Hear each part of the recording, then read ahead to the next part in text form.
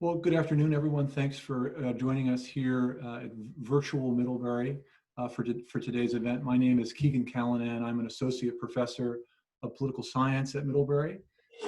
And I'm also the director of the Alexander Hamilton Forum, which is sponsoring today's event along with the Department of Political Science. The Hamilton Forum exists to promote the discussion and understanding of the ideas that have informed the creation and development of the American regime. We also seek to understand the relationship of those ideas to perennial questions in the history of political thought and to contemporary questions in American public life.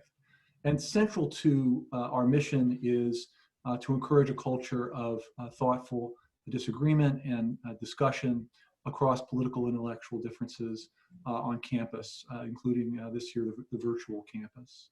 So what we are especially focusing on this year are counterpoint style Zoom webinars. And this is the third such webinar. And in these webinars, we seek to bring at least two perspectives on a question of broad interest in line with the mission of the forum.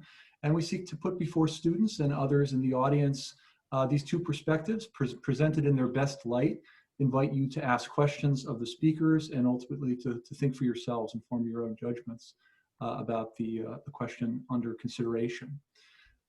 Today's question is, when should we trust the experts? And the COVID-19 pandemic certainly has raised afresh perennial questions about the relationship between scientific knowledge and political power, as citizens have been required to transform their way of life, largely on the basis of expert guidance. Many have expressed alarm at widespread disregard for scientific expertise, while others have argued that scientific expertise is no substitute for prudence and ethical judgment. So what role should technical experts play in a democratic regime? Is scientific expertise a sufficient guide for public policy decisions of the highest order? How should we understand the problems posed by what we could call anti-intellectualism on the one hand, and the problems of technocracy on the other? As I say, the COVID-19 pandemic certainly raises these questions afresh, but our discussion today, and these questions are by no means confined to the role of expert guidance in the COVID-19 pandemic. We really, it's difficult to think of a major public policy question in which this meta question does not play some role. So this is the question before us today. We are lucky to have really two wonderful, distinguished guests to speak to this topic, both who've published on this topic and spoken widely on this and related topics. The order of presentation today will simply be by alphabetical order because we don't have a sort of clear affirmative and negative. So the first speaker will be Patrick Deneen of the University of Notre Dame, followed by Tom Nichols of the Naval War College. I'll hold Professor Nichols for a full introduction until just before he speaks. But I'll give Professor Deneen's introduction now. Each speaker will have about 20 to 25 minutes max for opening remarks, and at that point, we will jump directly to your questions. You'll raise your hand, your Zoom hand, and Professor Winslet will call on you, and then we'll sort of essentially make you a panelist so that you can ask your question and be heard by everyone. I also neglected to introduce Professor Winslet, Assistant Professor of Political Science and Zoom Master for the Hamilton Forum, among other hats. I don't think I'm forgetting anything, so I think I'll move to the introduction of Professor Deneen, who holds the David A. Potenziani Memorial College Chair at the University of Notre Dame. His BA in English Literature and PhD in Political Science are from Rutgers University.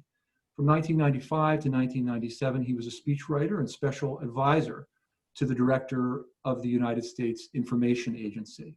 From 1997 to 2005, he was Assistant Professor of Government at Princeton University.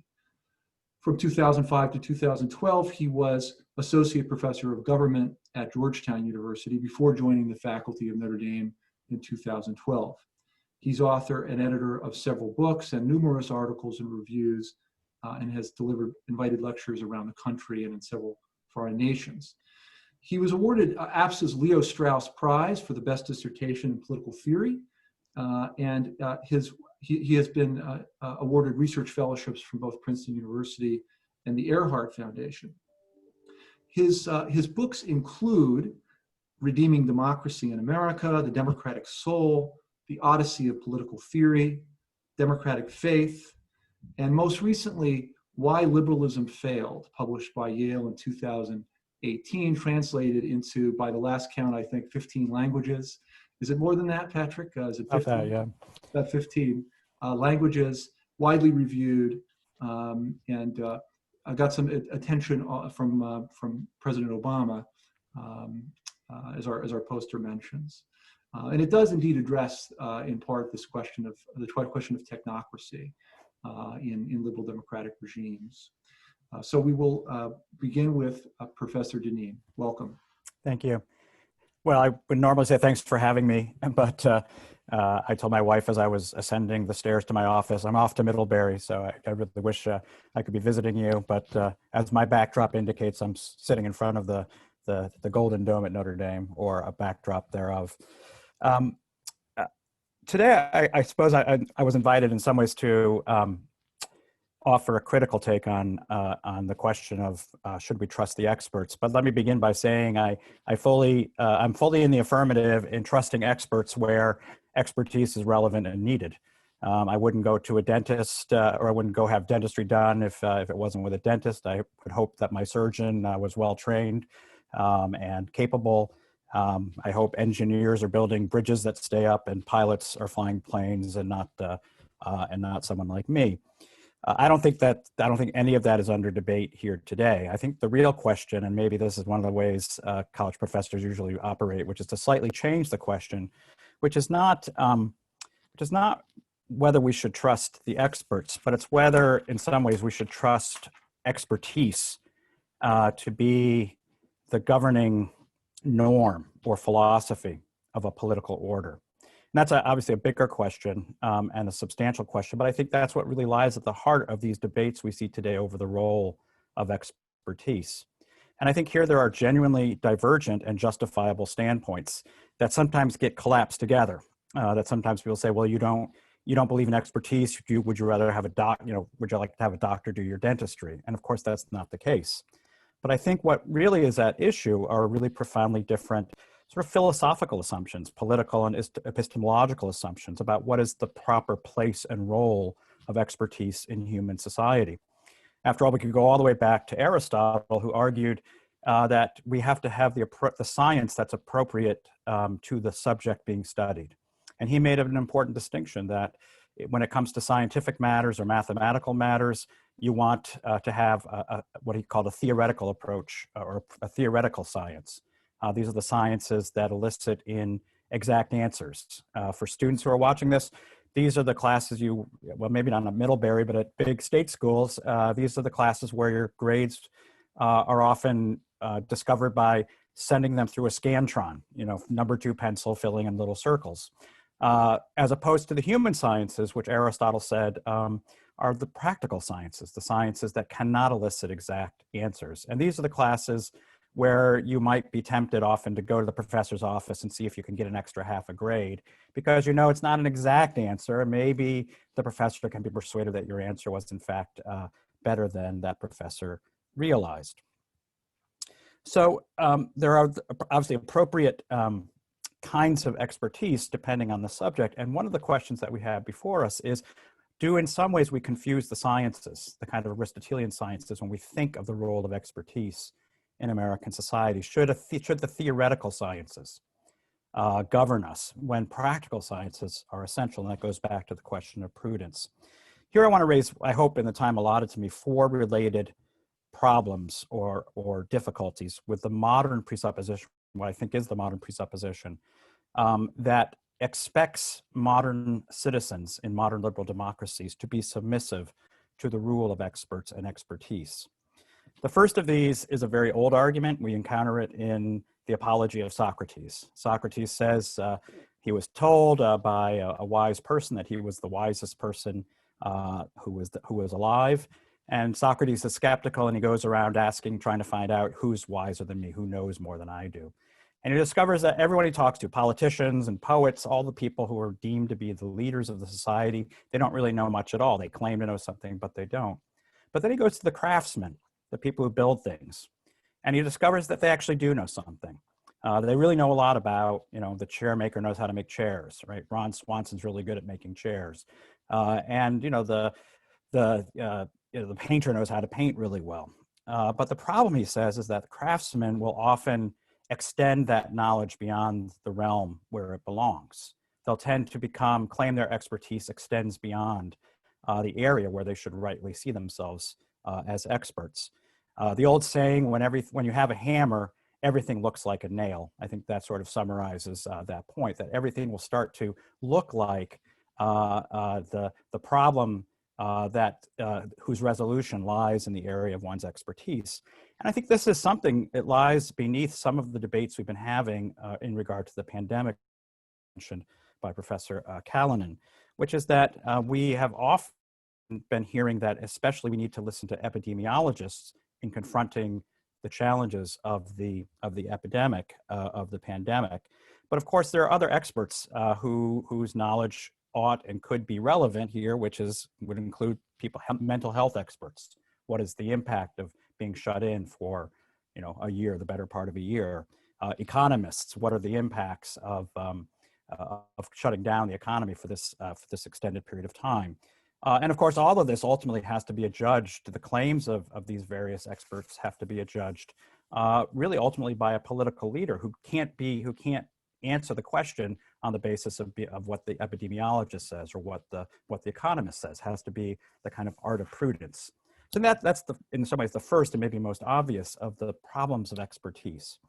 A second area where I think expertise really leads to a problem is what I think many of us, maybe less so on Middlebury, but if you're at a larger university, many of us experience as the fragmentation of knowledge, or we would recognize as the fragmentation of knowledge.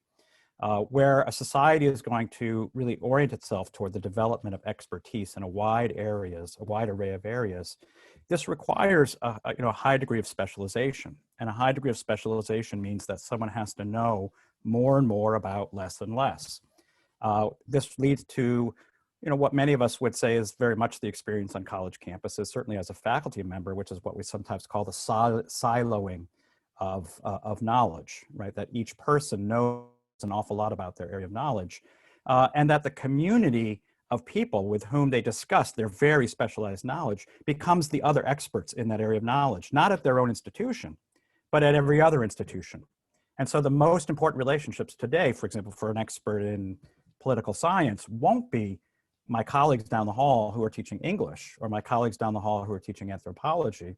It will be people who happen to be far away from me at other schools, at other institutions, who are very knowledgeable about my one small part of knowledge. But this now gets us back into that Platonic problem, which is that we don't actually expose ourselves sufficiently to the views, to the concerns, to the perspectives of other experts and even non-experts. This leads to, in many ways, you could say that some of the problems we experience on college campuses today, which is the kind of breakdown of what we might think of as the purpose of a place like a Middlebury College. Why does Middlebury have all these professors and all these departments and all these different disciplines? Because the model was that knowledge is achieved through a kind of communal understanding, right? A division of labor isn't merely that I compartmentalize myself, it's that I interact in my domain of knowledge with people with other domains of knowledge. In other words, that there is a whole. There's an entirety of the universe to be known. And it's the role of a university, hence the name, to know the universality of knowledge through a division of labor that doesn't separate, but actually ultimately combines. So this compartmentalization of knowledge that becomes really built into the form of education, the form of formation, really leads to the breakdown of a kind of communal form of knowledge, the building up of knowledge through kind of the shared interaction of people from very different perspectives. And we lose this kind of, I think we see this then in a kind of loss of a common fund of knowledge and even an ability to speak to each other at institutions like this one. And to the extent that faculty don't model this, you could say that our students don't learn how this is modeled. Rather, we sort of see ourselves as increasingly separate. And I think this has tremendous implication, tremendous sort of civic and political implications. We lack and no longer have a kind of commonality, a language that we share together, a common fund of knowledge that we can all appeal to.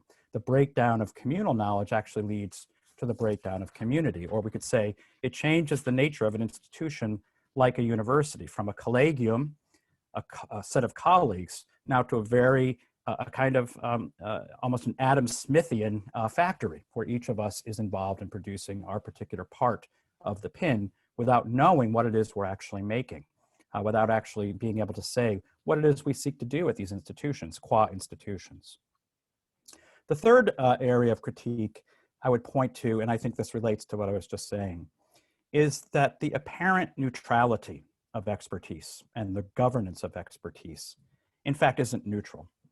It actually gives a priority to specific ends and specific, let's say, comprehensive forms of what we think of as the human good, but without ever introducing them as themselves subject to debate. It smuggles them in sort of under the curtain, under the claim of neutrality. In this sense, it is fitting that expertise and liberalism have always had a close and tight relationship. My book, Why Liberalism Failed, was in many ways an argument that liberalism claims to be a neutral political order that lets us all do what we want, lets us all live our lives as we wish to, but it actually deeply shapes who we are because it has a substantive set of commitments that it never actually sort of admits to, that it never actually presents to us and then makes those subject to debate and question whether those are substantive commitments that we would share. Those commitments, we could say, I think, again, Professor Callanan pointed to them. Those commitments are really, we could call them broadly under the rubric of technocratic, the kind of primacy of a kind of mastery of technique, a technical knowledge, scientific knowledge, that is to say, in particular, a materialistic form of knowledge. That is to say, the only thing that can be truly known are material things, things that can be measured. It tends toward economism, as one form of expertise. So a stress upon efficiency and utility, as opposed to, we could say, a way of seeing and existing in the world that's more complex, that may not have efficiency as the primary good, that may actually forefront other goods that efficiency can undermine. It tends to be reductionist in how we understand and interpret the world. Again, undermining a more complex interaction with a various and multiplicity of ways that we can encounter and exist in the world. It undermines, among other things, what the farmer and author Wendell Berry has called local forms of knowledge, the forms of knowledge that emanate from long experience in a particular place. Expertise as a ruling claim, as a genuine ruling claim, arose especially in the early part of the 20th century in the United States during the Progressive Era. This fact is not coincidental. It was the Progressive Era figures who really wanted to push society in the direction of progress, of change and transformation. Among the most prominent of the progressives was John Dewey, a good New England man, was born and grew up in Vermont, who argued that the purpose and end of human society and human beings themselves is growth. Growth without end or purpose, merely change, transformation, constant alteration of our circumstances. That simply to stay as one is, to farm as one did 10 years ago, to do business as one's parents did, is in itself a damnable or a objectionable way of existing in the world. The purpose and end of human society is growth. And therefore those societies, and we can point here to either local cultures, but we can also point to civilizations that either preceded or coexisted alongside the progressive order. Those civilizations were deemed to be less advanced. They needed to be transformed, and if necessary, from above. In his in his important book, which is your Reversed Democracy in Education by John Dewey. Dewey points to one of the purposes of education is to move people from what it is the way they used to do things. And here he contrasts what he calls a savage society, and here he's thinking in particular of Native Americans, with a civilized society. I'm just going to quote a little passage here. Adaptation, which is what the savage people do, adaptation is quite as much adaptation of the, I'm sorry, adaptation is what we do, what civilized people do. Adaptation is quite as much adaptation of the environment to our own activities as of our activities to the environment. A savage tribe manages to live on a desert plain. It adapts itself. But its adaptation involves a maximum of accepting, tolerating, putting up with things as they are, a maximum of passive acquiescence, and a minimum of active control, of subjection to use. Notice that. So the important thing is to make everything subjection to use. Utility becomes a primary object of how we coexist with each other and exist in the world.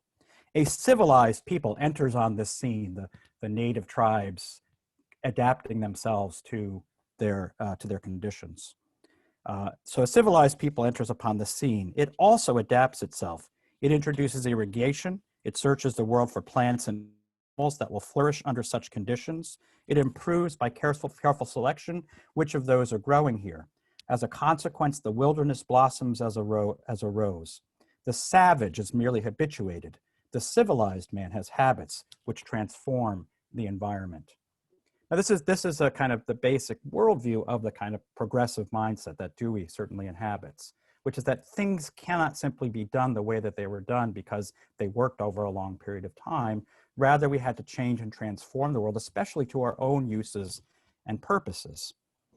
But I think there's another way of understanding knowledge and a kind of expertise that, as I mentioned earlier, which is articulated by someone like Wendell Berry, the farmer and essayist, who insists, among other things, on the importance of local knowledge, of learning to live in particular places over a long period of time, so that we can have a certain assumption that future generations can live and thrive in those conditions as long as we have and our forebears have. He calls this, among other things, the way of ignorance, and again, a form of local knowledge. I'm going to quote Wendell Berry in contrast to John Dewey.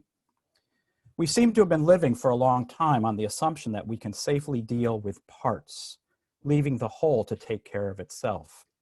But now the news from everywhere is that we have to begin gathering up the scattered pieces, figuring out where they belong and putting them back together.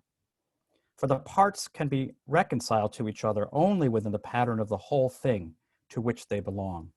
This is from an essay called The Purpose of a Coherent Community. Berry points out often how many of the that we face today are the consequence of the solutions that were proposed by experts like John Dewey. How many of the things that we need and demand expert knowledge to solve are the result of the bad consequences of previous decisions by experts who didn't take into account all of the potential consequences, the unintended consequences of the assumption that by changing and transforming things, we will affect and achieve progress. Two examples we could look at that Berry has himself been involved in. Well, one main example is Berry's defense of an older way of farming. He was involved in the 1950s during the Nixon administration against the then Secretary of Agriculture, who argued that all farming in America should forevermore be industrial farming. Right? The treatment of the earth, the world, and animals essentially as products for our use, efficient, maximizing our utility. During that debate, Earl Butz, who was the Secretary of Education at the time, had two famous phrases that he said: "Get big or get out." You farmers need either to become industrial farmers or get out. And almost echoing John Dewey, "Adapt or die." Either you become industrial farmers or you don't. But when we think of the consequences of industrial farming today, we can look at a number of these. And again, these are things that Berry talks about often. Soil compaction, right? The decreasing fecundity of soil because of the heavy machinery that's used in the production of our food. Soil erosion into creeks, streams, eventually rivers, and then emptying out into places like the Gulf of Mexico, creating high hypoxic zones, gigantic areas in the Gulf of Mexico where aquatic life can no longer live.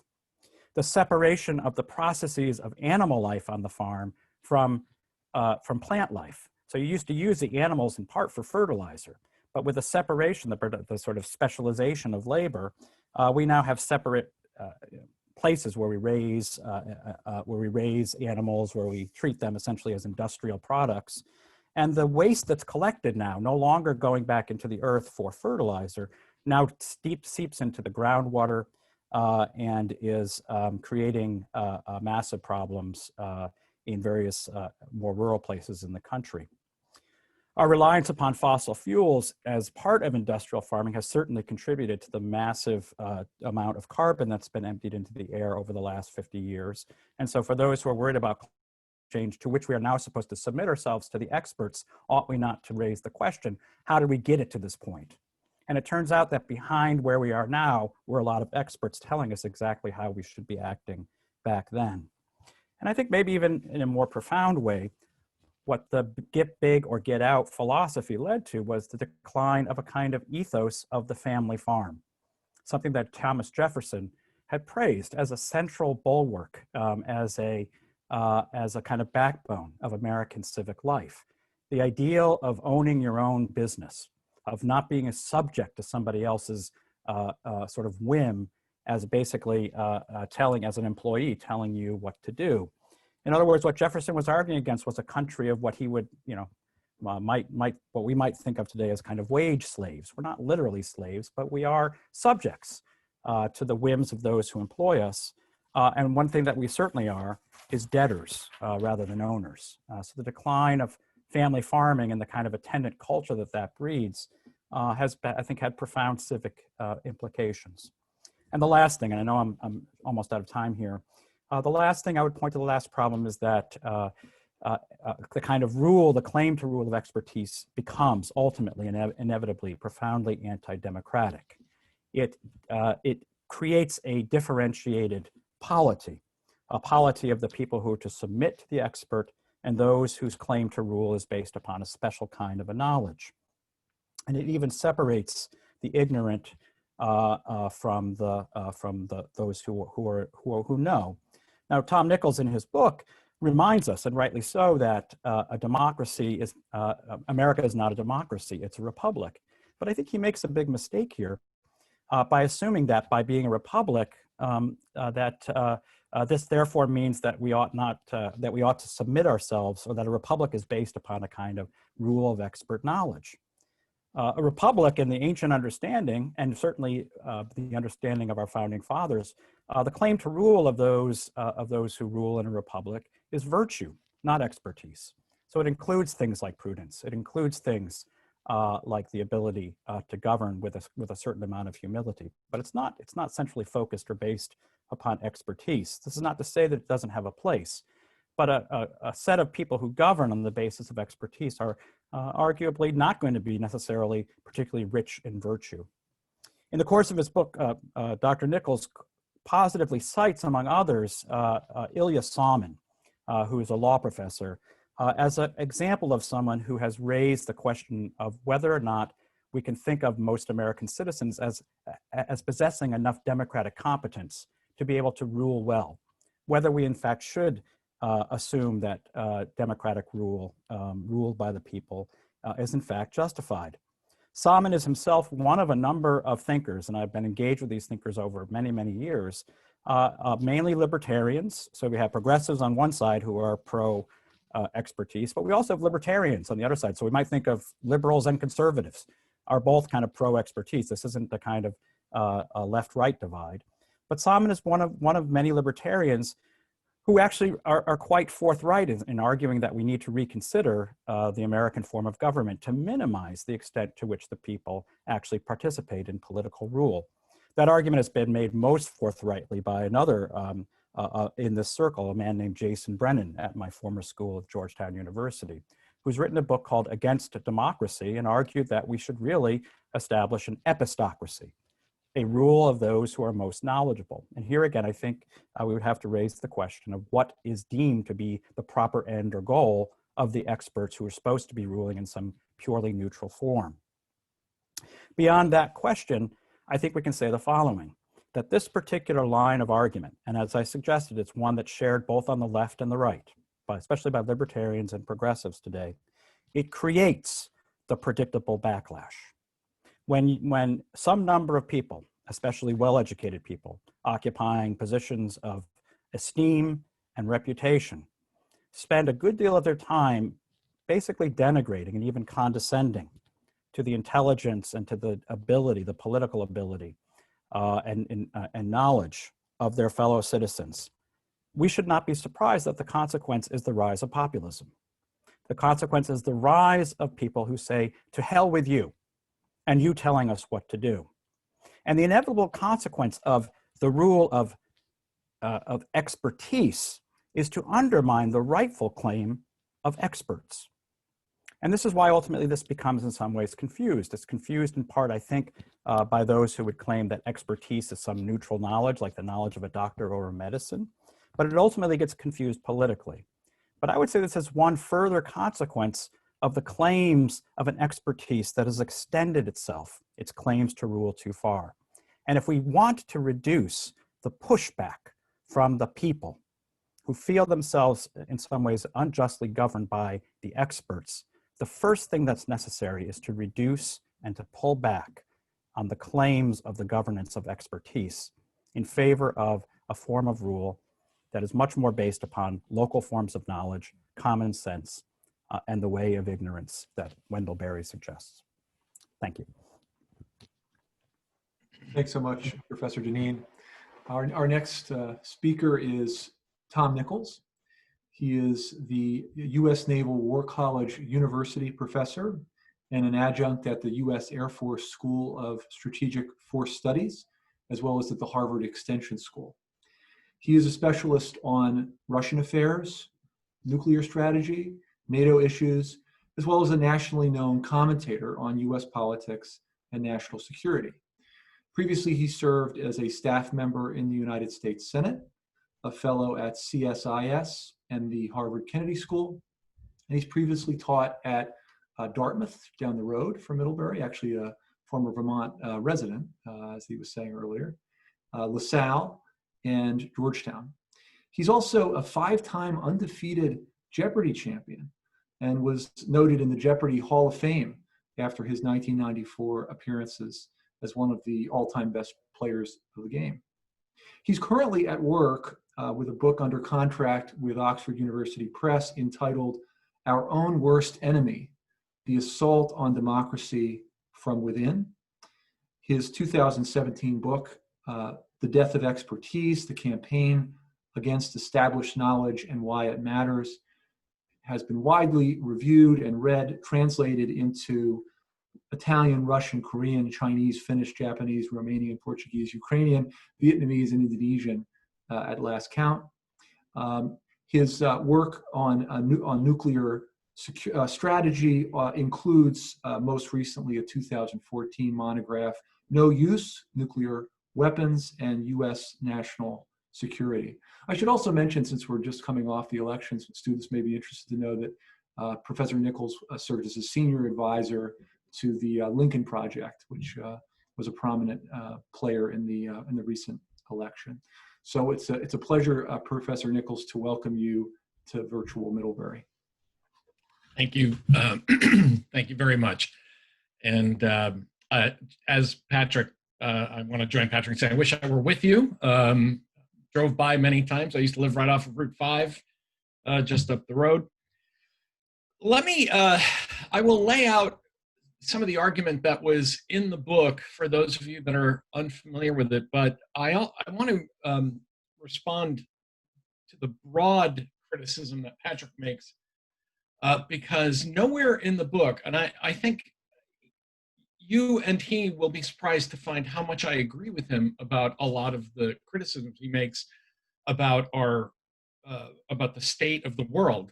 But I have to push back on the idea that you will find anywhere in this book a claim that experts should rule. In fact, the book is quite specific.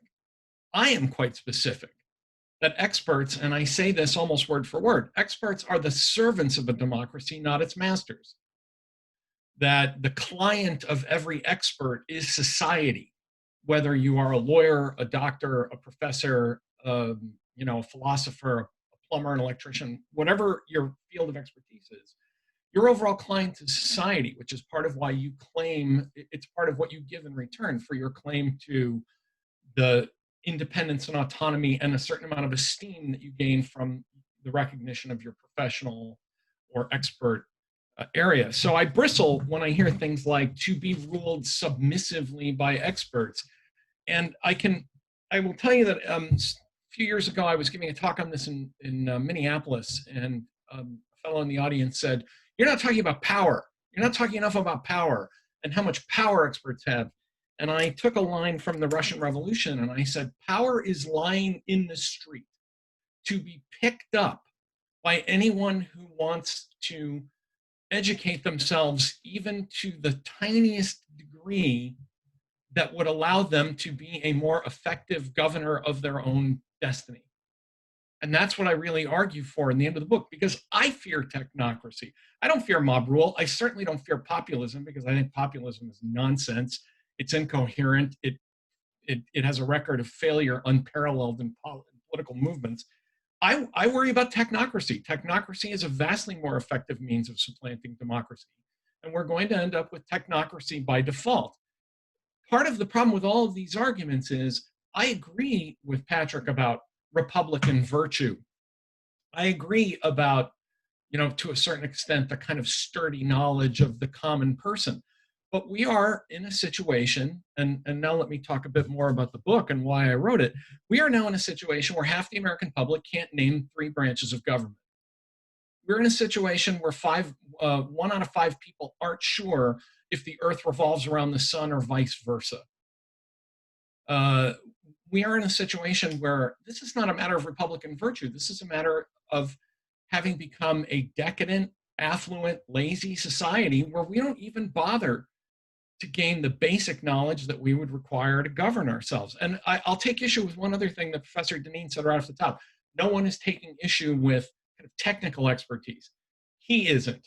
But I will tell you that part of the reason I wrote the book is that people take issue with that kind of expertise all the time. In my case, one of the immediate spurs was I was saying something about Russia, and a younger person said to me, kind of about mid-20s, I think, said, "Professor, I don't think you understand Russia. Let me explain Russia to you." Which, I was just kind of taken aback for a moment. I've been doing that for 30 years. I said, "Ever been there? Have you ever done?" "Oh, no, but I really understand this." And as I started interviewing doctors, if you really want an example of the death of expertise phenomenon, talk to doctors, where it's not just that people come in and say, "I don't trust you." It's not just that people say, "I don't want to be submissive to you and do what I'm told." They literally walk in and say, "Here's what I have, and here's what you're going to do, and here's what you're going to prescribe. And I don't want any guff about it." The thing that made me write the book was not that people had lost faith in experts, because that's been happening since the 1970s. And some of it we brought on ourselves, some of it we deserve. There are expert failures and the inability to come to terms with them, as well as the failures of the political class. The usual mantra here is Vietnam, Watergate, the 60s.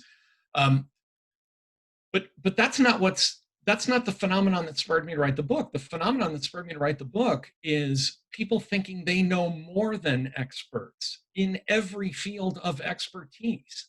And the problem, that the elephant in the middle of this room that nobody wants to talk about, is that this went hand in hand, not with a more modern society, because I think a lot of what Patrick's talking about is he's kind of raging against modernity in general. And I've read his book very attentively as well, and I think I understand his point on that. I personally am a big fan of modernity. I have no love or affection for the Jeffersonian pastoral ideal. I think that's the kind of thing you write when you live in a mansion in Virginia and have a lot of money. You know, I don't grieve the ending of the family farm, any of that stuff. I mean, I admit that that has no purchase in my soul. For whatever it's worth, Gary and I were talking just before we started. I grew up in Western Massachusetts. I grew up in a factory town. My parents were not educated people. I do not romanticize that life whatsoever. Um, but the this emergence of the narcissistic, affluent, pampered citizen in a technologically advanced democracy who begins everything by saying, well, let me tell you, let me explain this to you. We've become a great nation of explainers. We explain everything to each other. And, you know, part of Republican virtue is a certain amount of humility to say, I don't really know about this. Please, you know, please help me with this. Tell me this. One of the charts I often use when I talk about this issue is a map of the world stretching from the Ural Mountains all the way out to the middle of the Pacific. And it is covered with blue dots going from Siberia to Australia, from Sri Lanka to Hawaii. It's just an ocean of blue dots. Each of those dots represents the guess of an American citizen about where North Korea is. But this has not stopped people from having very strong feelings about how the experts shouldn't be allowed to handle all this stuff and get us into wars and blah, blah, blah. Well, you know, only 32% of the respondents, including college-educated respondents, were able to get close to where North Korea is. Washington Post did a survey where they asked people what we should do about Ukraine, about the Russian invasion of Ukraine 5 years ago, 6 years ago now. And the people who were most likely to agitate for a military solution, that is to actually put US troops in front of Russian troops, were also the people who were least likely to know where it was. And that was compounded by the fact that the median response was off by 1,800 miles of trying to find the single biggest country within Europe. By the way, that's a great Jeopardy question. Biggest country whose borders are entirely within Europe is Ukraine. And so you could throw a dart and do better than the average person did. So we have a crisis here about foundational knowledge. Let me give you a couple of the concepts that are in the book, and then I'll make a few more comments about Patrick's objections, and then we can have a discussion. First of all, expertise does not mean people with PhDs. As I point out, expertise simply means authoritative knowledge. A few years ago, I wrote a piece in the LA Times. I had a house fire in this very house, and I learned very quickly that having a background in nuclear strategy was completely useless, and that my house was full of experts who were literally moving me out of the way so my chimney wouldn't fall on me. They were all experts. You know, the electrician who said to me, we're going to do that, I can't even imitate, we're going to do a GR something, and we're going to put, and I said, look, words, electricity, I get it. Are you certified? Are you a master electrician? Fine, you know. So your electrician is an expert. You know, educated people in their field are experts. I agree that we have siloed too much knowledge. By the way, I was educated to get out of my silo and be a generalist. I actually argued with my professors the way arrogant young men do, and you know, they made me study Aristotle at Georgetown. By the way, my doctorate's from Georgetown, so I went through the Jesuit hazing in the graduate program about Aristotle and Plato with Jim Shaw. And I didn't want to do that, but I agree. I think we need more foxes than hedgehogs. I think we need broader knowledge, integrated knowledge. But with that said, we still need people who are specialists and deep experts on things, who know stuff. It grieves me that in my own field of international relations, we have become self-reflective experts on, you know, our own body of theory rather than on things. And I would agree with Patrick that we are, you know, that this has gotten out of control. When a senior person in IR said to me some years ago, you don't need to speak Korean to understand Korea, I had an aneurysm.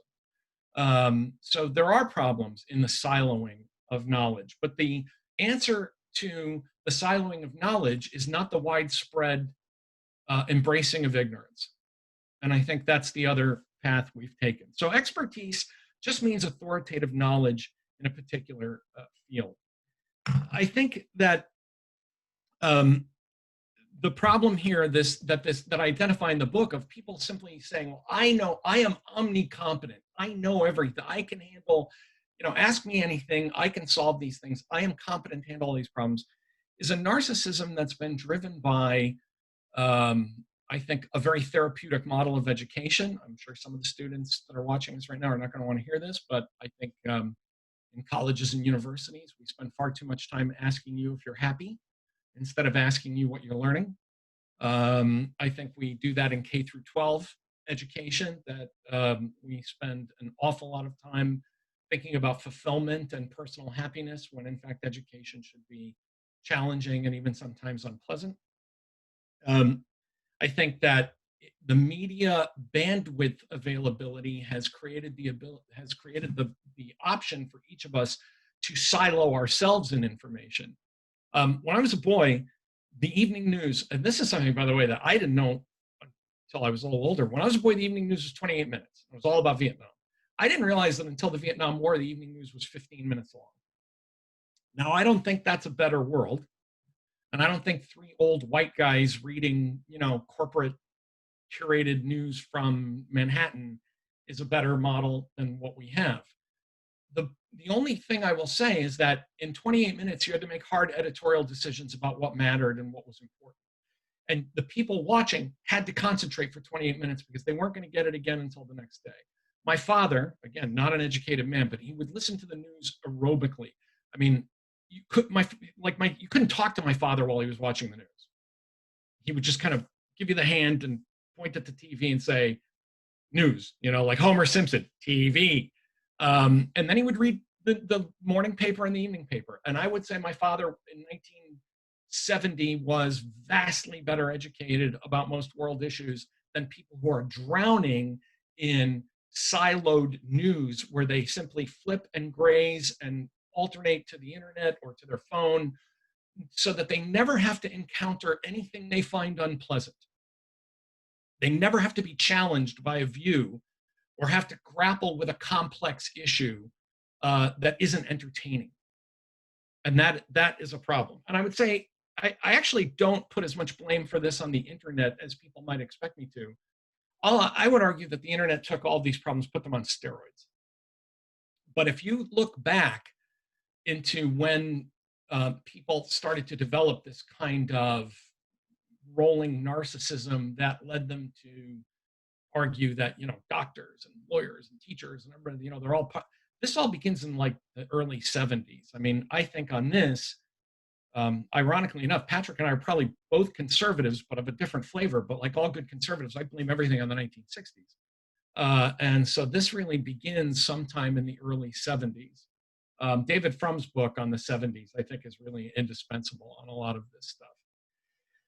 I think the other thing that happens here in these debates about expertise is that we confuse, I think Patrick's absolutely right, that we confuse science with science. I don't like calling myself, I say political scientist. I'm a specialist in government. My degree from Georgetown is actually a PhD in government rather than political science. But I think when it comes to public policy, I still argue for this Republican model where there have to be expert advisors. We are not simply, elected officials cannot simply be megaphones for what people back home think, because first, I'm a Burkean. I think representatives have the obligation to exercise their own judgment. But also, I think it is impossible for the public or for elected officials to be experts on all of the things that go into governing a major power every single day. I learned this when I was a Senate staffer. My boss did arms control in the morning, childcare in the afternoon, foreign trade at night. It just was not possible to be a reasonable, to cast an informed vote on this without a fleet of experts advising him. Now, these are the experts that, as I say in the book, there's a difference between an expert opinion and policy. Policy, I absolutely agree. Policy is the domain of a democratic society, but it can't be the domain of a democratic society based on gut feeling. there are plenty of places. I mean, I gave my boss some bad policy recommendations. Sometimes he took them, sometimes he didn't. It happened. I also gave my boss some very good policy recommendations, but I still think these are all better recommendations than, sort of crowdsourced or, I particularly bristle at this idea of local knowledge. I mean, I get it, but I also think it hasn't happened, not because experts have crowded people out of the policy sphere, but because the public simply, I mean, in a way, the market for expertise was created by the public. The public likes modernity. Unfortunately, for people who wish for a more traditional or communitarian approach to politics.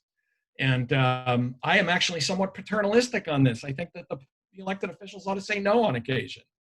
Every talk I give about this, someone raises their hand and says, "Well, the problem is you guys in Washington don't listen to us." And I always end up responding, "No, they listen to you too much.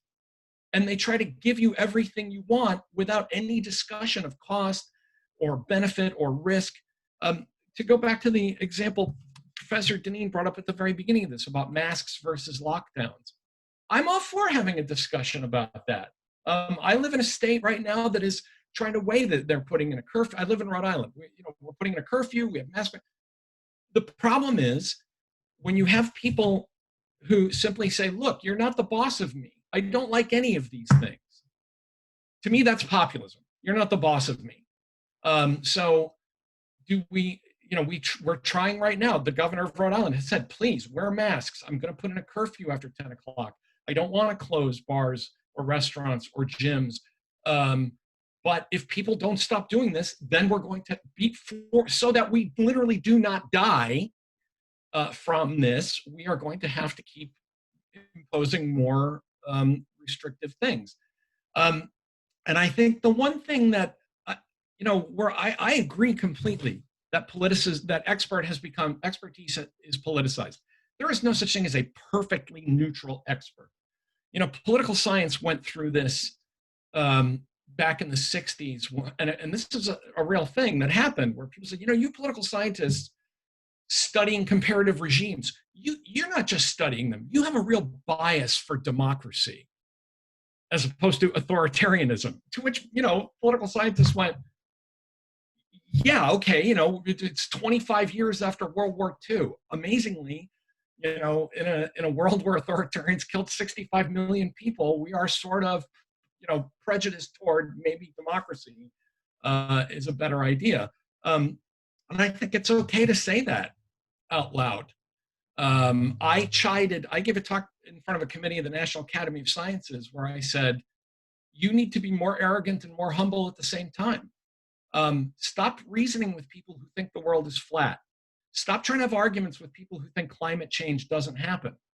I said, but you're going to have to be more humble about the fact that if people make an informed decision, and this is key, to let Boston slide into the ocean in 50 years, it might be a stupid decision, but it's not your decision to make.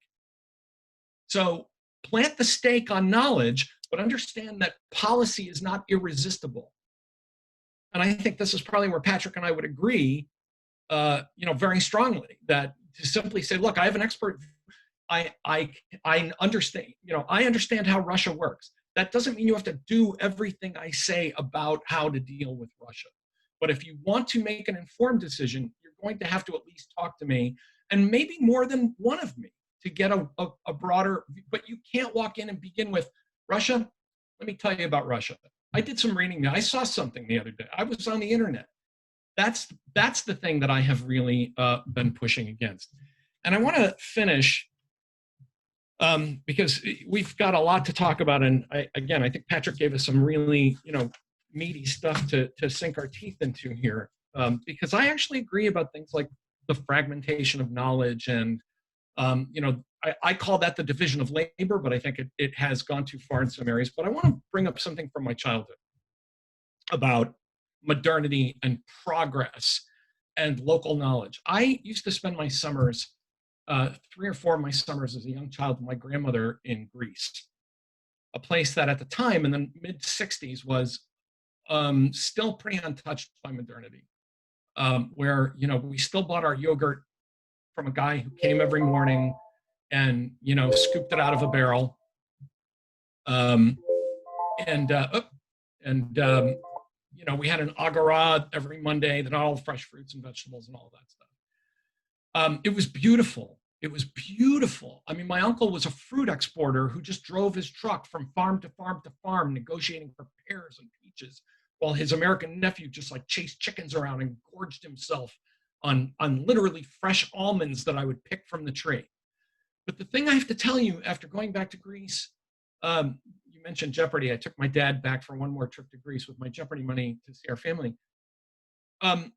Nobody wanted that. My relatives wanted to go to a supermarket. They wanted to watch satellite television. They were not interested in bucolic notions of the pastoral ideal. They had smelled enough donkey poop and turned over enough clods of earth in their life that they wanted to go someplace where, you know, where it didn't take my aunt 3 hours a day to do the marketing. And I think that, you know, experts gain a lot of power from the fact that they are providing something people want. Now, you know, how do we do that in a responsible manner so that we don't just become technocrats? I always quote the end of the movie 3 Days of the Condor, where a CIA guy says, look, people want stuff and we're just going to get it for them. And we don't have to ask them, and they don't want us to ask them. That's my nightmare of the future. There's a bunch of technocrats saying, look, we know what people want. They don't want us to ask. We're just going to provide it. So there has to be something between the bucolic ideal of 1960s Greece and the dystopian, you know, authoritarians simply providing us with enough high-speed internet access to keep us quiet. And the answer to that, and I'll conclude here, is this falls upon the shoulders of the ordinary citizens. They have to make a decision not to be passive. They have to figure out how many branches of government they are. They have to know who their member of Congress is. They have to know that foreign aid is 1/2 of 1% of the budget and not 10 to 25% as most people think. And on and on. They need to know where Ukraine is. These are not Jeopardy questions. These are basic things that citizens must know. And if they don't do it, then experts and technocrats are going to rule by default. And I don't think Patrick wants that, and I certainly don't want it, but that's where we're heading. And that's what keeps the lights on and keeps water flowing. So if we want to find our way out of that, we're going to have very hard discussions with the American public and the British public and the French and German and Italian and other democratic nations, that they're going to have to take more responsibility for themselves rather than simply waving their hands as they have done for the past 10, 20 years and saying, look, I'm not into difficult discussions and I was told there would be no math, so just go out there and fix it. Because experts will go out there and fix it, and maybe in ways that you won't like. Thanks. Thanks so much, Professor Nichols. So we'll go right to questions from the audience. You can raise your hand using the Zoom hand raise function, and Professor Winslet will say your name, and he'll enable you to speak so that everyone can hear you. Okay, so first of all, we will go to Dan Fram, who is a postdoctoral fellow here at Middlebury College. Dan, I don't see your video yet. Can you hear us just fine? I can hear you. Can you hear me? Yeah, I hear you just fine. Go ahead and ask your question. Okay, thanks both so much for this really interesting conversation. It has so many moving parts that I know that I'm a little bit dizzy with it all. It's fascinating. You guys have so many different aspects to your views that you're trying to share. So I apologize if my question is not quite to the point that you're expecting or something. But I was curious for Professor Nichols.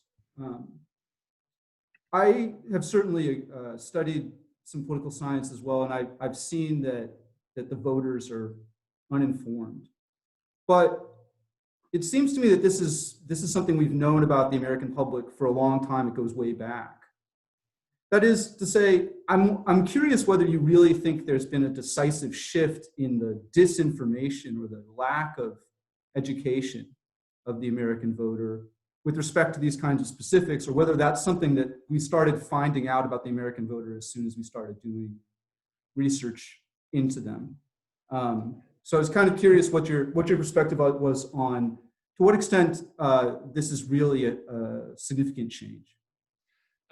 There's a passage in the book where I quote the New York Times in the 1940s where they're talking about the tests they give to draftees when we started doing mass induction during World War II. And the New York Times was like, "Oh my God, who knew that American kids are such a bunch of morons? You know, they don't know the difference between Lincoln and Washington, and they don't know the Emancipation Proclamation and all of that stuff." So, you know, complaining about how dumb the citizens are is kind of an old tradition among intellectuals. I'm not. That is again not.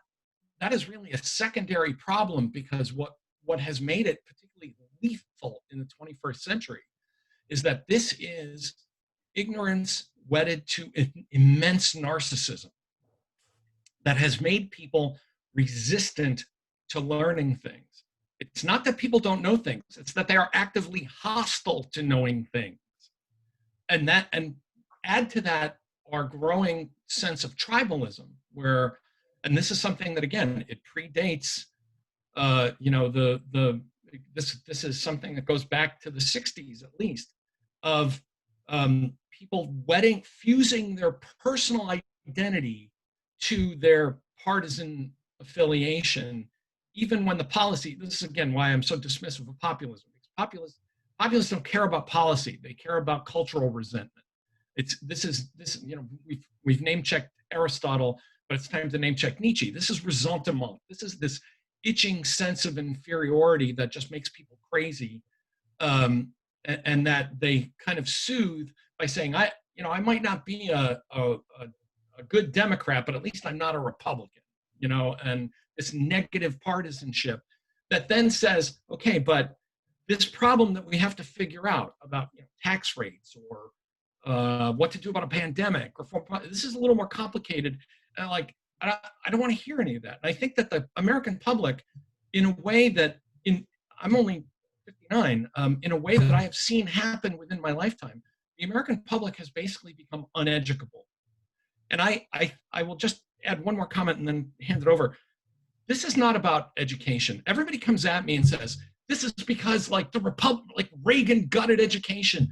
The people that are the most stubborn about this, the people that are the most likely to be taken in by Facebook scams and memes, are people that grew up, that are my age, who grew up during the period of the golden era of public education and cheap college and all the stuff we think of so warmly going back to the 70s and the 80s. This is not about knowledge. This is a cultural problem of immense hostile narcissism that says, I don't know, I don't want to know, and I especially don't want to know if this threatens my personal sense of identity that makes me feel better than you. And I'm not quite sure what to do about that. I thought the pandemic was actually going to shatter a lot of this for a lot of people. And it simply made them double down. A lot of folks just doubled down on it. So when I gave lectures about this for years, I said, people say, how do we get out of this? And I say, well, sadly, the way we're way out of it's probably gonna be a war, a pandemic, or a economic depression. It turns out that people's narcissistic attachment to their political views is vastly more durable than even I gave them credit for. Professor Deneen, do you want to jump in on this question of civic knowledge and or narcissism? Yes, I'm narcissistic enough to want to answer. No, it's very interesting that Dr. Nichols would talk about that study that took place. It was actually before World War II. And it was a study of sort of the, people who would be entering the infantry. And it was the shock to what was then the newly aborning field of political science. And the assumption among political scientists was that there could be kind of a straight, so this is the beginning of the discipline of political science.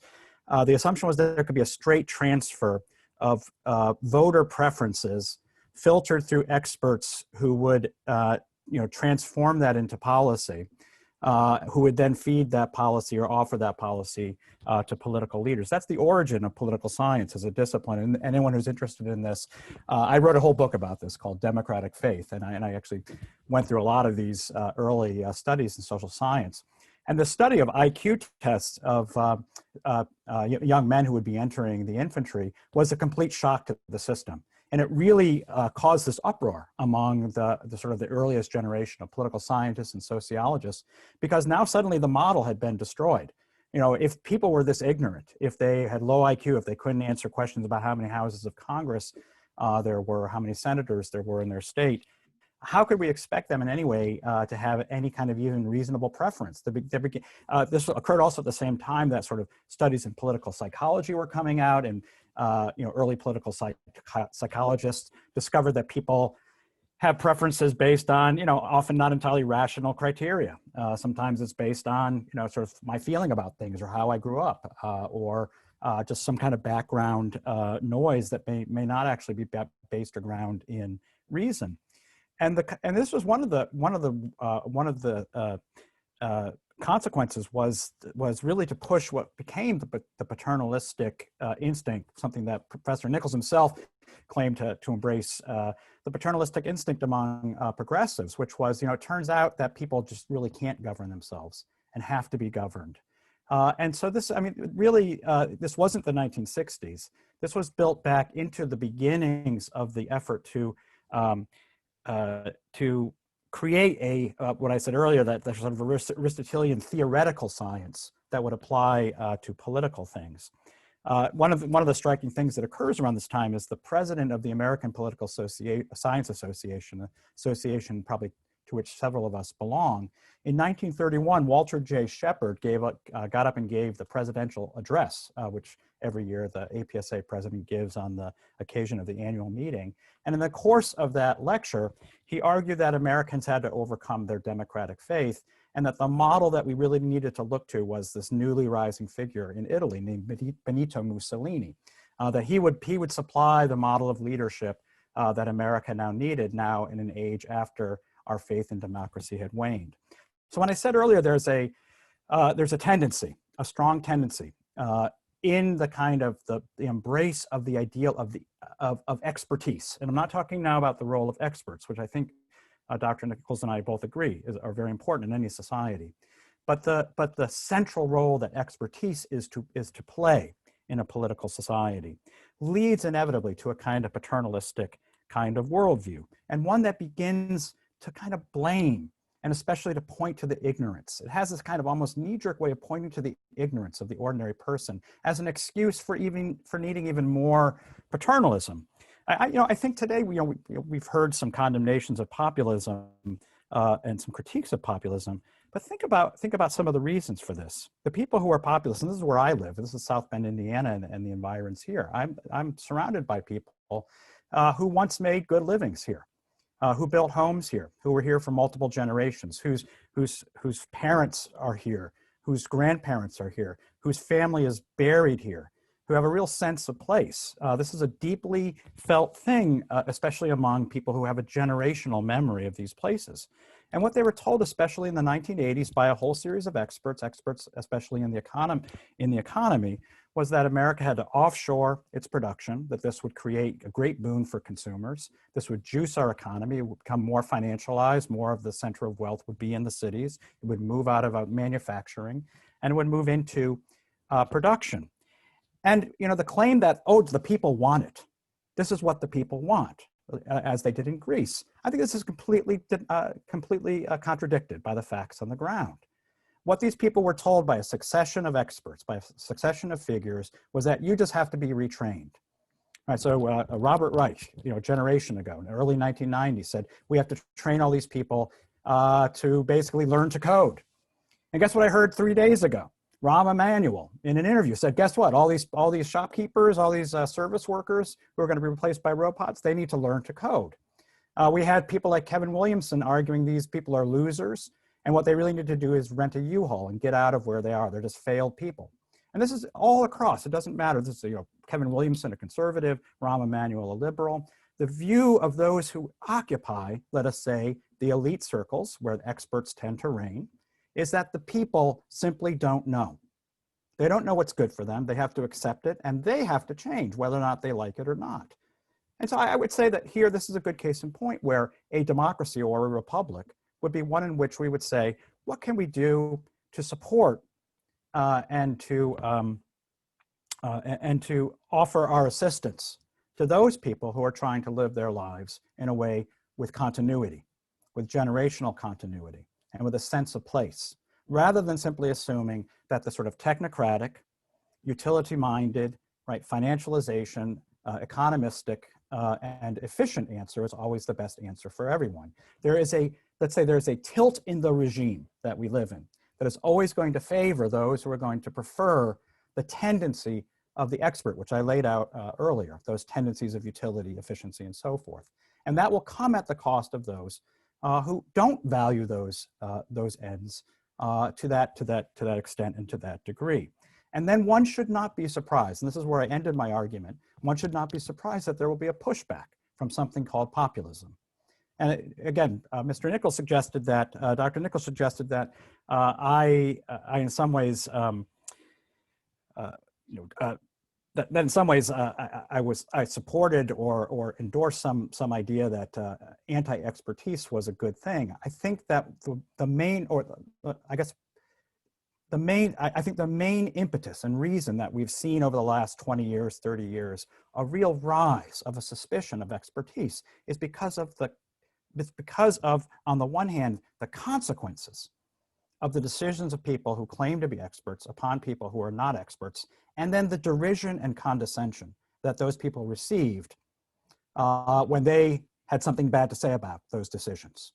And I would say that we ought not to just begin by telling the story as if this just happened yesterday or last year or in 2016. This has been a long developing argument that goes all the way back to the beginnings of progressivism, modern social science, and the idea that the rule of expertise in some ways was going to give us some special purchase on American governance and American society. I know we have other questions, but this is really important because this is where so many of these debates about expertise go, where they take the off-ramp into what becomes a very spirited critique, not of expertise or of experts or of the role of expertise, but of elitism and of the great cultural yawp against elitism that immediately has put, I think, a lot of intellectuals, and particularly on their back foot to say, well, I'm not being, I'm not judging and I'm not condescending. One of the things I like about Kevin Williamson, who has been if he's brutal about this, he's more brutal than I would be. But I agree with him that this kind of talk about a sense of place, and my grandparents lived here, and there were jobs here in the 1950s. I don't care about any of that. That to me is pure sentimentality that is meant to say, because it was like this in 1950, it has to be like this forever. The first thing I ever did in politics was working for my local mayor, like all kids do, and I didn't realize that he took me seriously and put me to real work instead of getting coffee. And our first thing was in 1980, we closed our biggest employer. It was a tire factory, a giant factory, 4,000 jobs in a working class town. And I sat through all those meetings, and the one thing that was true was we were going to close that factory because nobody wanted to buy single-ply tires that were made in an expensive old facility in the Frost Belt when they could be made a lot more cheaply somewhere else. And we keep talking about the decisions of the elites to offshore production. We could have averted a lot of that if people didn't have, as they do now, 2.5 televisions per household. If people weren't buying brand new cars every 5 years and rolling them to, this is something that blew my mind. 7-year car loans are now a thing, as young people just roll them over into, newer and newer cars at a level where cars today are practically like, spaceships compared to where they were even 20 or 5 or 30 years ago. We keep talking about the decisions of the elites, and we never talk about the decisions of the public. If people don't want iPhones made in China, then let's not offshore them. The problem is that to complain about globalization of production is like complaining about the weather. And what I hear when I hear, well, people lived in Indiana for 100 years, what I hear is make massive transfers of government through government to allow people to keep living here because they want to live here. Well, that's not how anything works. I mean, that's like me saying I spent some time in Greece. My other grandparents are from Ireland. You know, my grandparents lived in a beautiful little thatched hut community that hugged the western coast of Ireland.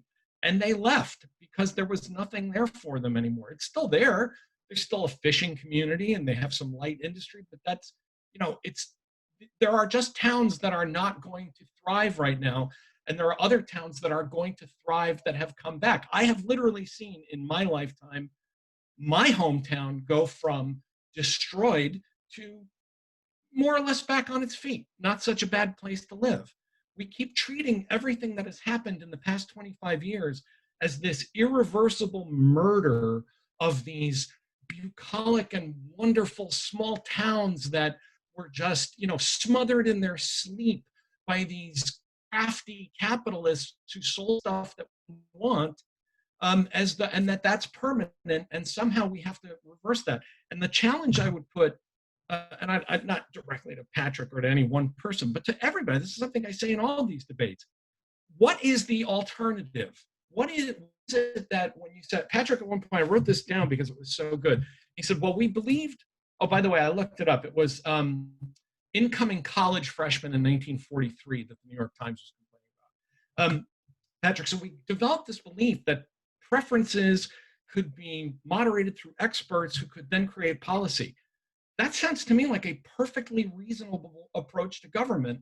And if there's some other alternative to do this, like by plebiscite or something, I would like to hear it. I was in Switzerland a year and a half ago talking about this, and there was a certain amount of hostility to my idea because, of course, Switzerland is a direct democracy. He gets together and votes on the budget. And the reason that they had me there, and there were so many, and the reporters came and talked to me and all that stuff, is there was a debate going on in Switzerland where they're saying, we are really worried that our people are not capable of doing this, that we cannot produce any kind of outcomes that make sense because Switzerland no longer has enough shared, sort of civic engagement and knowledge. And I thought, now if Switzerland can't pull this off, laying this at the feet of experts in a superpower, 330 million people, seems a little dicey. This is not about, deep knowledge. This is about basic Republican virtue and civic commitment. And until we get that back, trashing experts, again, in the end, at the end of the day, people are going to say, I hate you experts. You're all a bunch of elitists. You look down on us. Now make sure that the internet works and I have an iPhone and the air conditioning is on. And those experts are just going to say, okay, we can do that in exchange for, not asking you stuff. I'm as worried about that as anybody. Throw in a question, Gary? Yeah, so since we're talking about expertise on the offshoring thing, and I study trade, I would just point out that the best estimate we have of job losses related to trade is by Hicks and Deverage. Michael Hicks is actually of Ball State. And their estimates suggest that roughly 87% of manufacturing job losses since 1979 are not from trade, but rather automation. So just in terms of bringing factual knowledge, and productivity, the debate here, automation is generally given a lot more role in that story than trade. But let's move on to the next one. The China shock thing has already, I was going to say, the China shock literature has already crested and the backlash to that has begun. The idea that the WTO in the anti-globalist rioters were right and that they destroyed these idyllic hamlets across America is already being rolled back. But sorry, we have other. Can you hear us? Can you speak? Yeah, Gary, go ahead and grab another question for us. Yeah. Yes. Can everybody hear me? Yeah, Santiago, we hear you just fine. Okay. Thank you for this talk. It's been great. I must admit I haven't read Dr. Nichols' book. I have read Professor Deneen's. But I wanted to say that as far as I understand the argument by Professor Deneen, there's a claim that the claim to rule should not be expertise, but that it should be virtue, or that even efficiency has now become the ultimate end. I hope I'm saying this correctly. But with that said, I wanted to ask, or my question would be, if the social consensus problems are a consequence of this non-existing concept of the common good that can direct both economic goals and social values. And if so, what would be the origin of this empty or missing concept of the common good towards which elected officials and citizens may strive? So that would be my question. Thank you. Well, yeah, how much time do we have? It's a big and capacious question. Obviously, what is I the know, common but I wanted to take this chance. Thank you, Professor. Yes, you know, I guess one way to grapple with that question is in some ways to grapple with it at the question at the grounds of regime, at the grounds of, you know, what is it that we consider the good to be. And it was, you know, I think it's built into, it has been at least a significant plank, and has become a more significant plank in the American project, that we would, in some ways, we would put aside, you know, these robust questions of common good and human flourishing, and substitute them with the more modest aims that I think, you know, in many ways Dr. Nichols has been expressing. Material comfort, you know, through two TVs instead of one, 3 TVs instead of 2. The kinds of things that John Locke lays out as the goals and goods of human society, which include indolency of living, he calls it, you know, what I think it's an old British way of saying couch potatoes. The ability simply to have a high degree of indolence, of laziness, of not having to exert yourself. That there's, in other words, that in place of a question of again, this robust understanding of common good, what has tended to occupy that space are the kinds of measures that we're accustomed to. What's the GDP, right? What's the lifespan? What's the, you know, all those reams of statistics that, you know, will often be trotted out as this is what constitutes the common good. This is what constitutes the human good, as far as we understand it. And I think over the last several years, and I think part of what's at issue here is that it turns out the things that we tend to be able to measure that especially accord well with what experts can measure, and this goes back to what I think are the sort of the internal non-neutral objects and goals of a society that advances or forefronts expertise, tend to be those material measures that just simply can't measure certain kind of non-material forms of, or have a harder time measuring certain sorts of non-material forms of human flourishing. I was particularly struck when Dr. Nichols, in responding to my discussion of, you know, the sense of hopelessness and despair that many of his fellow countrymen are feeling right now. I want to quote him. He said, "I don't care about any of that." And believe me, that sentiment has been heard quite loud and quite clear out in this part of the country, from people out in your part of the country. That I don't care about any of that is precisely, in other words, what are we seeing? We're seeing a kind of epidemic of loneliness, of social breakdown, of the breakdown of the institutions that arguably do constitute the core of human flourishing, the kinds of communal forms, right? I mean, Professor Dr. Nichols keeps talking about these hazy, glossy forms of life of yesterday, of days of yore. But if we are a republic, then the essence and the core of republicanism, certainly as someone like Alexis de Tocqueville, or even more recently, Robert Putnam pointed out, are those civil associations, that thick sense of membership and belonging that constitutes, I would argue, kind of at the core and essence of what is and what constitutes the good life. These include things that I'm sure all of you have been deeply affected by this past year. How can we have friendships?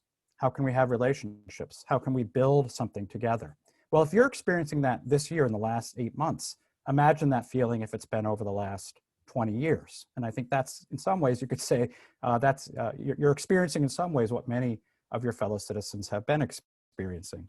Now, I'm not saying this is an easy question then of what constitutes the common good, but those features of what is the common good, those features of our common life, our common civic life, more important than knowing where Korea is or where Ukraine is, more important than any kind of knowledge that we're supposed to have as citizens, is that sense of an idea of membership that we experience most immediately with the people we happen to live with and we happen to grow up with and the places we happen to be, that constitute the essence of ourselves as human beings and certainly as citizens.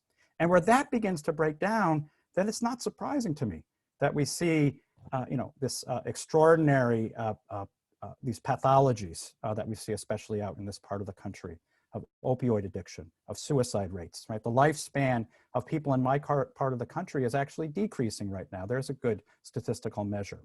So I guess I would say that what happens in a kind of regime such as ours, especially one that moves in the direction of a highly materialistic and a highly utilitarian and economistic understanding of what the good is one that is going to short shrift and in fact no longer going to hear in the way that I think we've in many ways have seen demonstrated by Dr. Nichols, not hear, not and so I say, I want to listen to the people when they want the 4 TVs. But if you tell me you want to stay in your town you happen to grow up in, then I'm going to be a paternalist.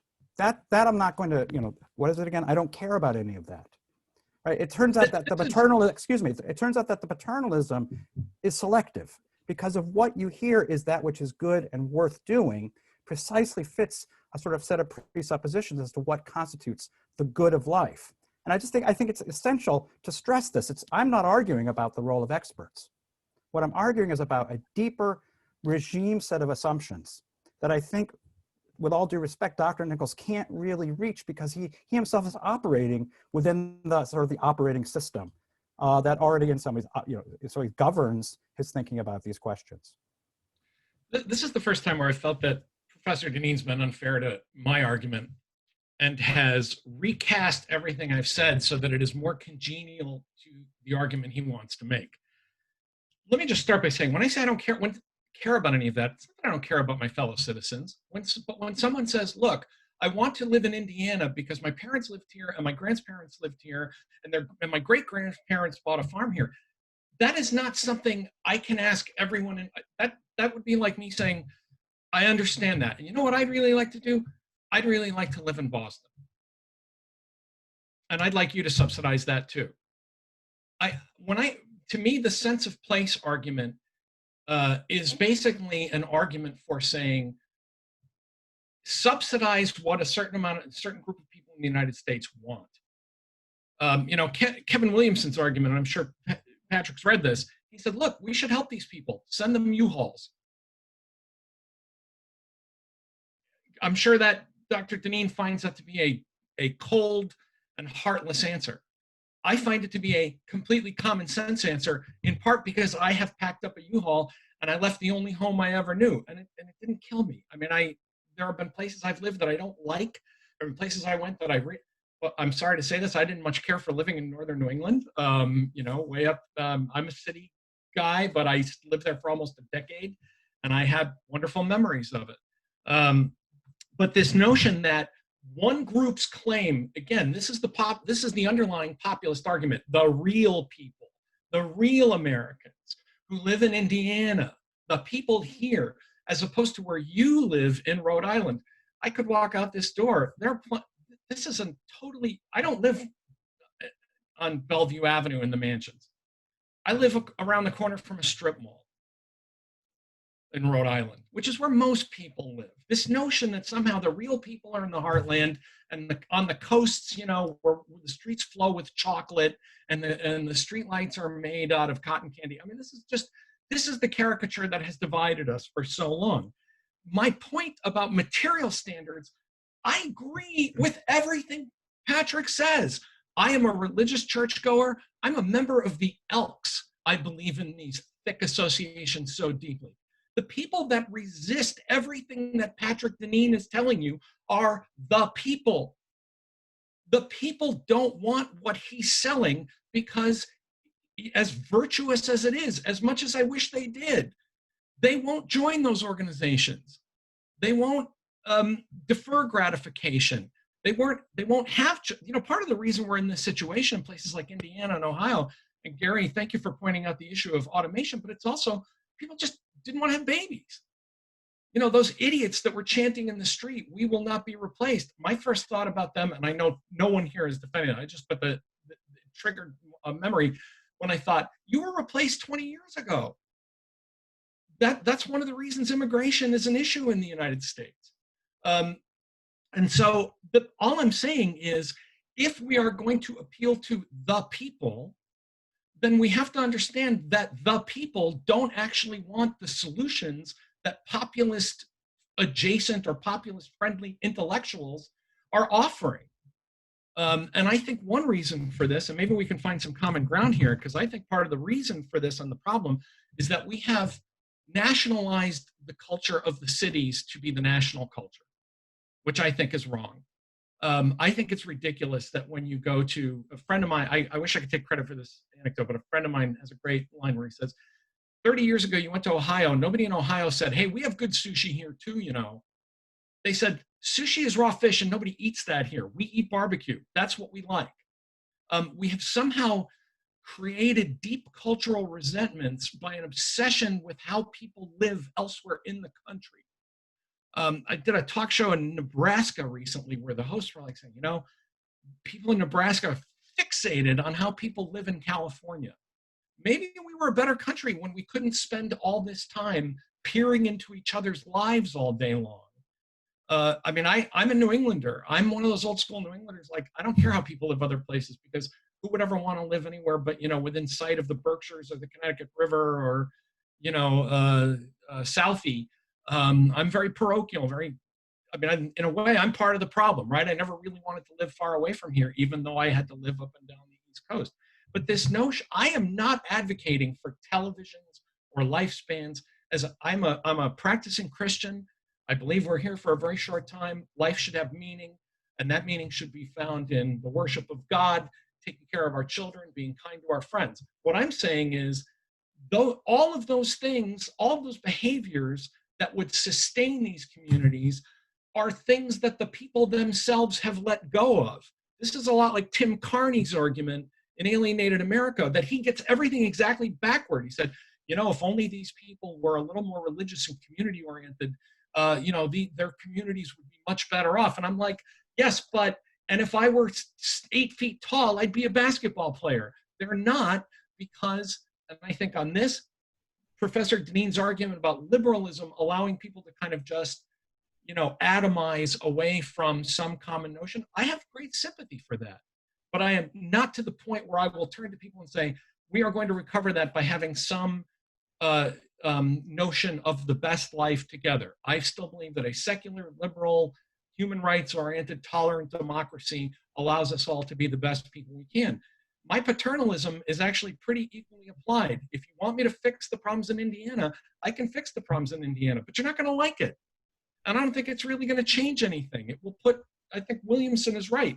We can walk in with Band-Aids and put these communities on life support, but it's not going to change very much.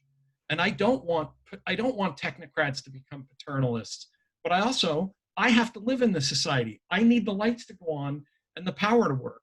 And so I'm not really interested in having long shouting matches with, again, not here, but in the kind of larger society at large, about populism and why, you know, everybody should be involved in the decision about how to turn the lights on. So I don't know what the answer to this other than I almost kind of hoped that we were going to find a great reawakening through some kind of civic failure. I thought that electing Donald Trump would be that near-death experience that might do that for a lot of people.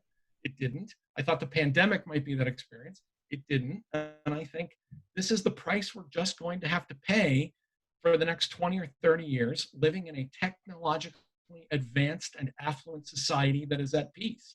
I don't want the Cold War back. But it is really striking me how much the existence of the Cold War helped to order our society.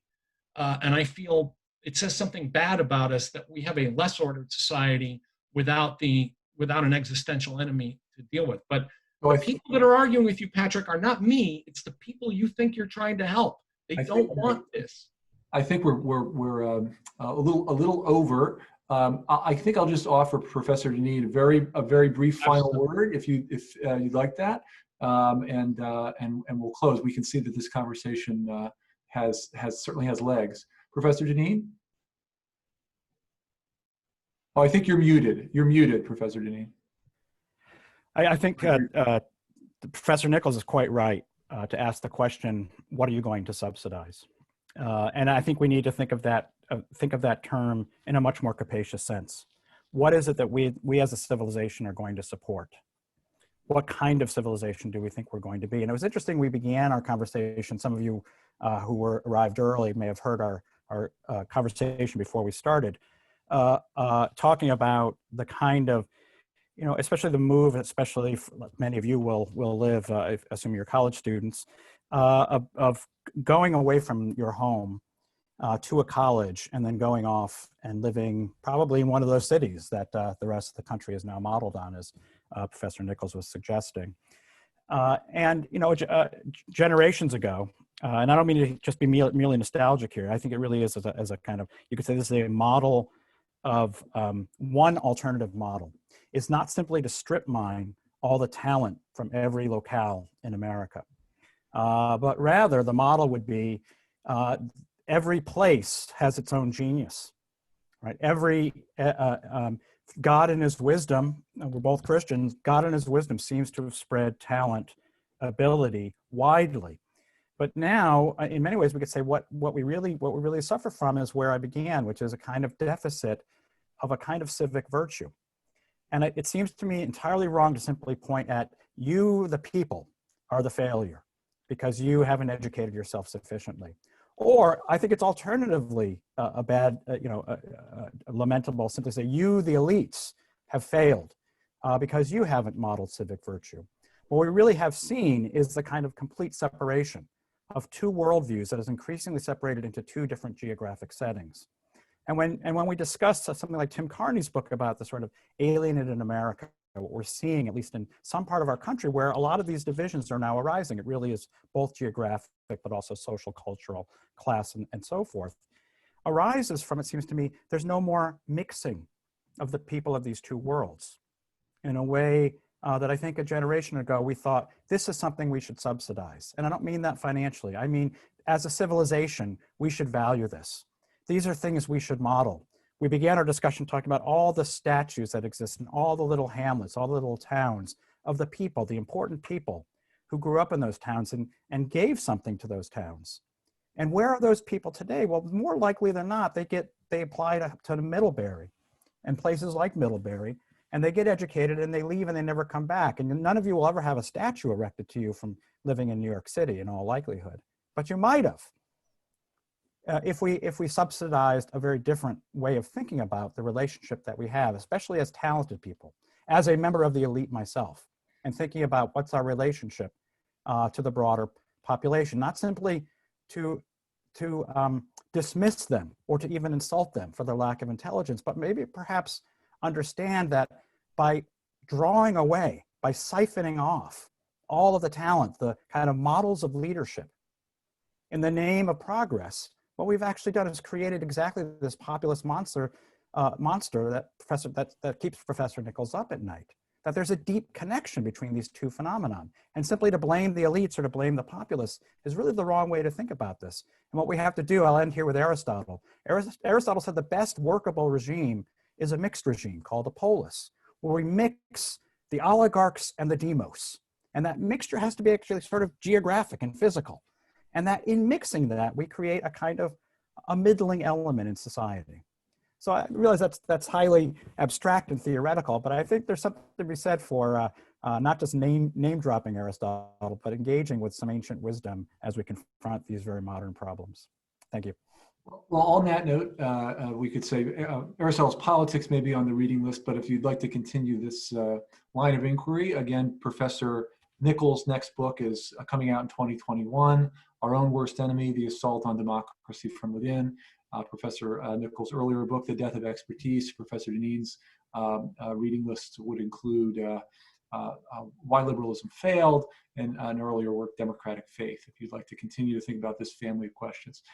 Thank you both so much for an incredibly generative discussion, and thanks everyone for joining us. Thank you both very much. Thanks. Thank you.